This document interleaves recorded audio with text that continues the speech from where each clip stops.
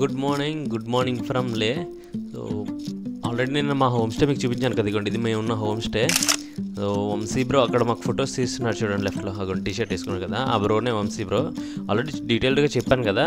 ఇంకా నేను చెప్పడం మర్చిపోయిన విషయం ఏంటంటే, ఇక్కడ లేలో ఈ హోమ్ స్టే గురించి అలాగే డీటెయిల్స్, యావ్లోకి ఇక్కడ డీటెయిల్స్, అలాగే వంశీ బ్రో కాంటాక్ట్ నెంబర్ అవన్నీ ఇక్కడ మా డిస్క్రిప్షన్లో ఇస్తాను. సో మీరు అక్కడ నుంచి బ్రోని కాంటాక్ట్ చేయొచ్చు వచ్చే ముందు. అన్నా అన్నా అట్లానా? ఓకే ఓకే బాయ్ అన్న. అలాగే థ్యాంక్స్ ఫర్ సర్వీస్. ఓకేనా, మళ్ళీ వస్తాను, బాయ్.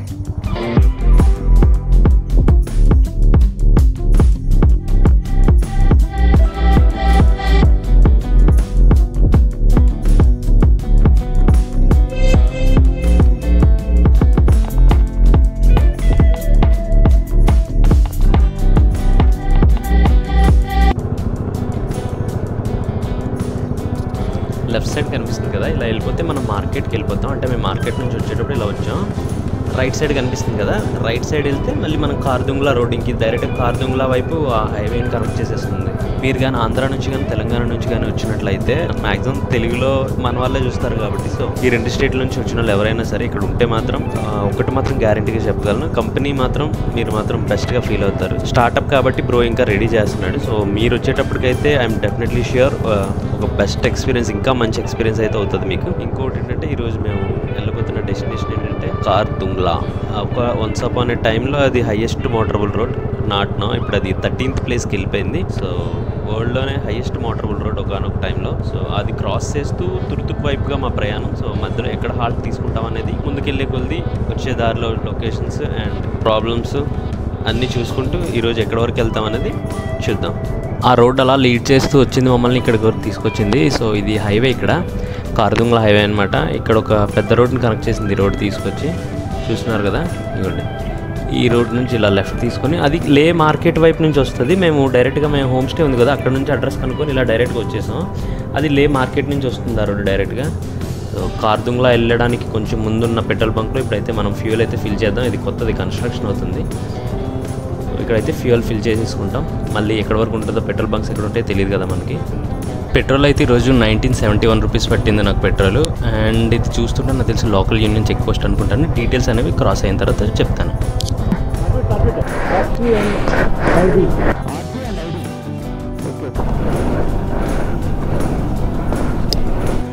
పాన్ కార్డ్, ఇది ఆర్సీ, పర్మిట్,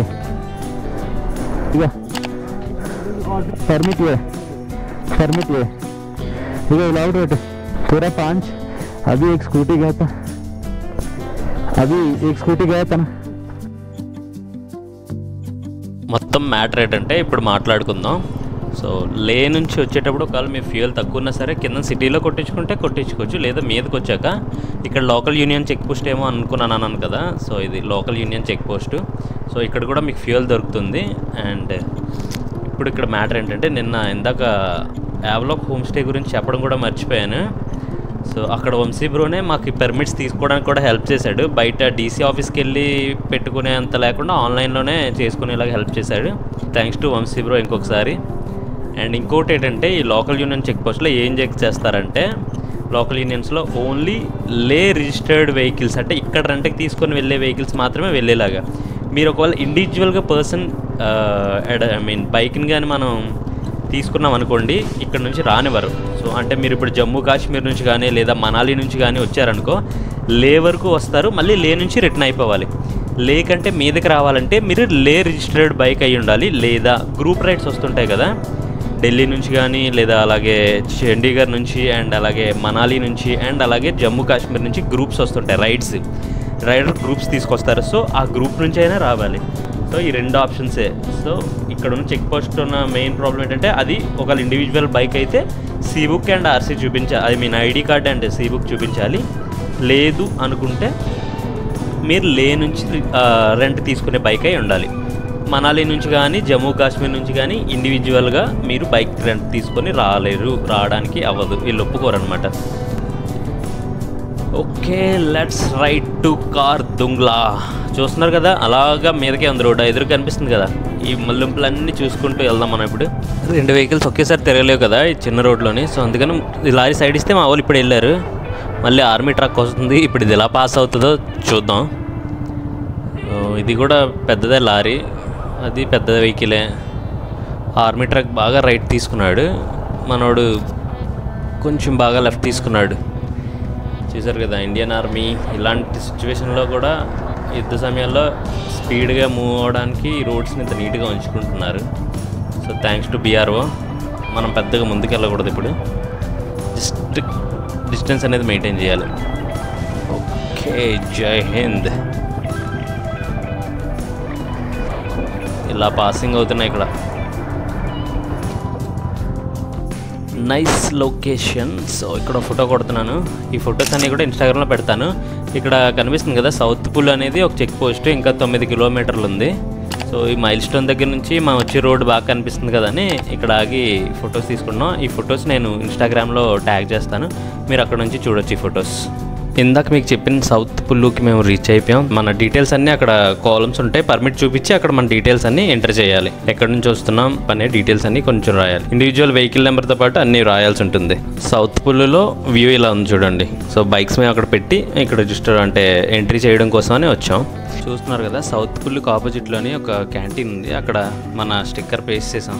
చూడండి అలాంటి బోల్డ్ మంది రైడర్స్ పేస్ట్ చేశారు స్టిక్కర్స్. మొత్తం ఇక్కడ ఉన్న మిర్రర్స్ అన్ని స్టిక్కర్స్తో అంటే యూట్యూబ్ ఛానల్ స్టిక్కర్స్తో నిండిపోయి ఉన్నాయి. సో అందులో మందే ఒకటి పేస్ట్ చేసాం. సౌత్ పుల్లు చెక్ పోస్ట్. సో సౌత్ పుల్లు చెక్ పోస్ట్ నుంచి అయితే మనం బయలుదేరాం.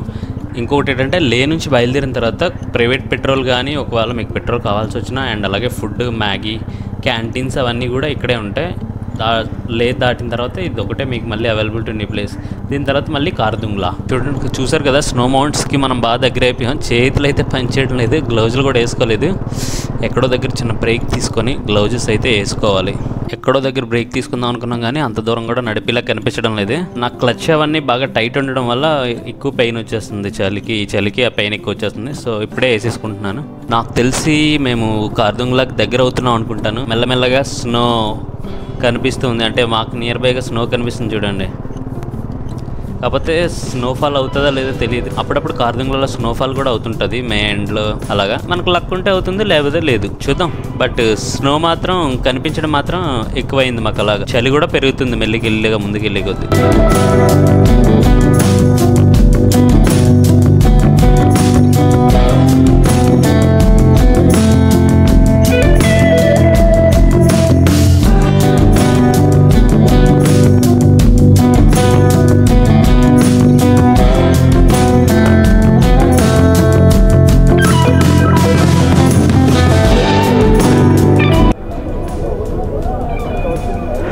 So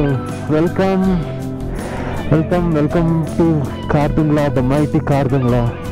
ఇప్పుడు కాదు కానీ వన్స్ అపాన్ ఎ టైం ఇదంతా కూడా ఒక వరల్డ్స్ హైయెస్ట్ మోటరబుల్ రోడ్ యాక్చువల్గా. ఇది నార్త్ పుల్లు 14 కిలోమీటర్స్, కల్సర్ 56. సో మనం ఇప్పుడు ఇట్లా దిగాలి కిందకి.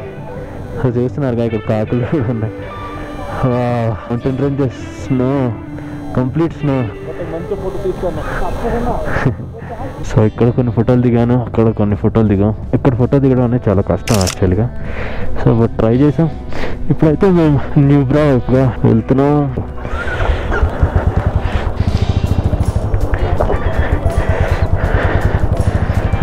ఇక్కడ స్నో చూడండి ఎంత ఎక్కువ ఉంది అసలు. ఇక్కడ ఇస్తా చూడు, డిషం. కొంచెం కిందకి దిగుతున్న కొద్ది గాలి, ఆక్సిజన్ అందుతున్న ఫీల్ వస్తుంది. కానీ మీద మాత్రం పరిగెత్తినా డ్యాన్స్ చేసినా సరే ఆక్సిజన్ అందేది కాదు.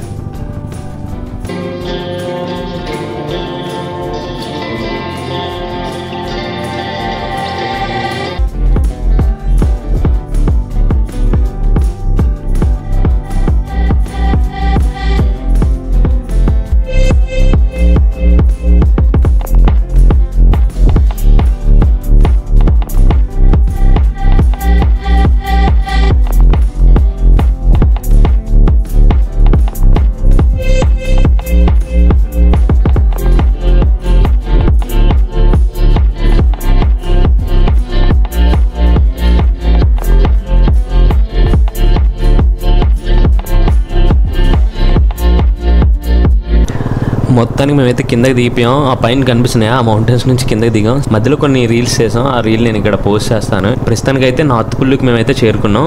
మా వాళ్ళు కొంచెం ముందున్నారు. ఎక్కడున్నారు చూడాలి. ఎక్కడో రెస్టారెంట్ దగ్గర ఆగమని చెప్పాను. అంటే ఫుడ్ ఏం తినలేదు మార్నింగ్ నుంచి.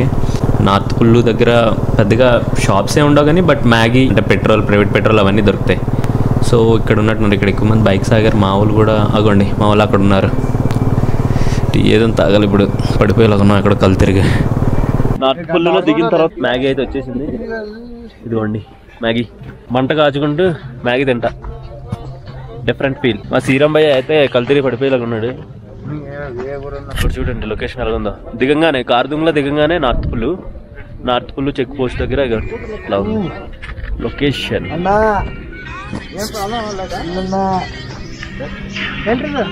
ఇక్కడ నుంచి దిగిన తర్వాత ఒక మ్యాగీ అయిపోయింది కదా. ఇక్కడ మన కర్ణాటక నుంచి వచ్చారు ఫ్రెండ్స్. హాయ్. సో ఇక్కడ వేస్టేజ్ అంతా కూడా ఇక్కడ డంప్ చేసి మంట పెడుతున్నారు. అలా ఎంజాయ్ చేస్తున్నాం.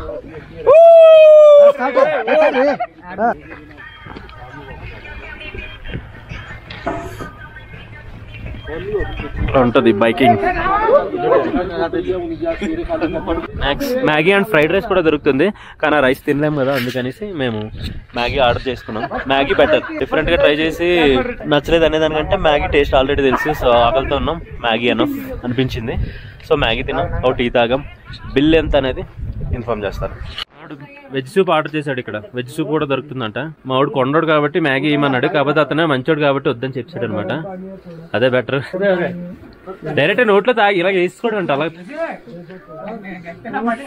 ఓకే. టీ వచ్చి 30 రూపాయలు, మ్యాగీ ఏమో 50 రూపీస్. సూప్ కూడా దొరుకుతుంది, ట్రై చేయొచ్చు. నాకైతే నచ్చలేదు. మ్యాగీ బాగానే ఉంది. చాక్లెట్స్ కొన్ని తీసుకున్నాం. కాఫీ 40 రూపీస్ ఫ్రమ్ నార్త్ పుల్లు. డైరెక్ట్ గా గోప్రో వీలో కలుద్దాం.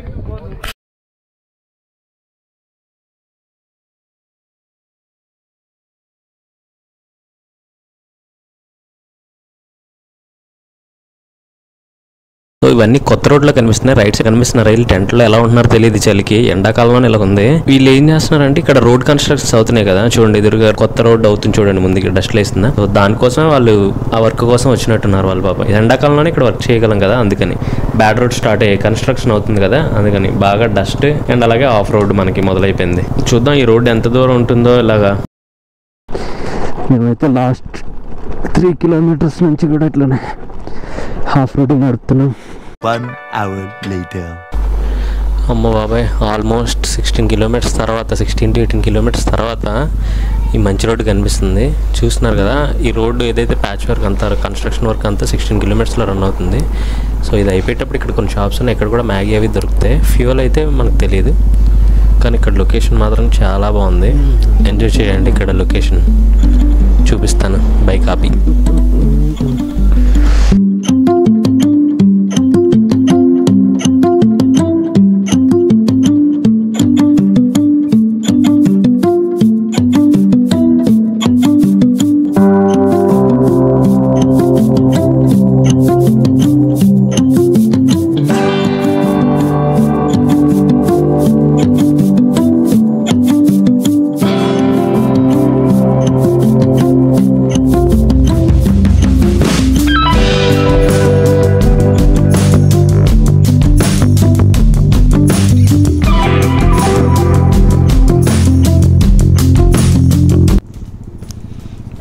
మంచి రోడ్లు వచ్చాయనుకున్నాం. ఈలోపే మళ్ళీ ప్యాచ్ వర్క్స్ మొదలయ్యాయి.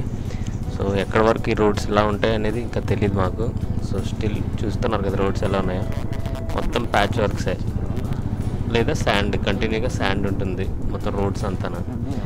ఏమైనా తేడా అయితే రైట్ సైడ్ చూస్తున్నారు కదా ఎంతలో, అదంతా కూడా శాండ్ లాగే ఉంది. మొత్తం జారిపోతాం. రైట్ సైడ్ అయితే అసలు ఉండకూడదు. ఇంకా రైట్లో చూస్తే చిన్న చిన్న ఊర్లు, అక్కడక్కడ చిన్న చిన్న ఇల్లు కనిపిస్తున్నాయి చూడండి. బ్యూటిఫుల్ కదా. ఇంకేం లేదు. మధ్యలో ఇక్కడ ఒక చిన్న బ్రేక్ కోసం ఆపాం. సో మళ్ళీ రైడ్ స్టార్ట్ అవుతుంది. కొంచెం మంచి రోడ్స్ వచ్చాయి అనమాట.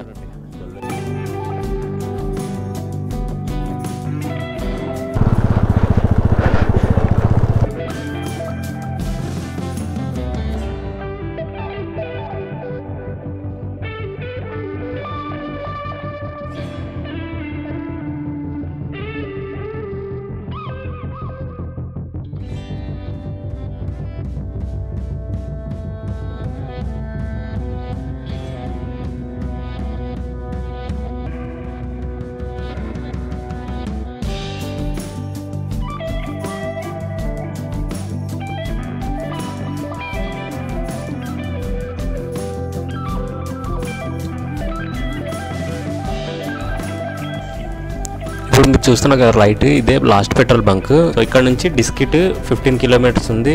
ఆల్మోస్ట్ 7:35 అలా అయిపోతుంది టైమ్. సో మేము వెళ్ళేటప్పటికి మాక్సిమం డే లైట్ ఫెయిల్ అయిపోవచ్చు. ఇలా లాంగ్ స్ట్రెచ్ 12 కిలోమీటర్స్ ఉంటుంది. అక్కడ 4-5 కిలోమీటర్స్ మౌంటైన్స్ కనిపిస్తున్నాయి కదా ఎదురు. సో దాని నుంచి పాస్ అవ్వాలి. వీలైతే ఇప్పుడు చూపిస్తాను, లేదంటే ఇంకా మార్నింగ్ మళ్ళీ మిమ్మల్ని కలుస్తాను. Until then keep watching. Thank you, bye bye. Subscribe చేయండి, అలాగే లైక్ చేయండి, షేర్ చేయడం మాత్రం మర్చిపోకండి. Thank you for watching.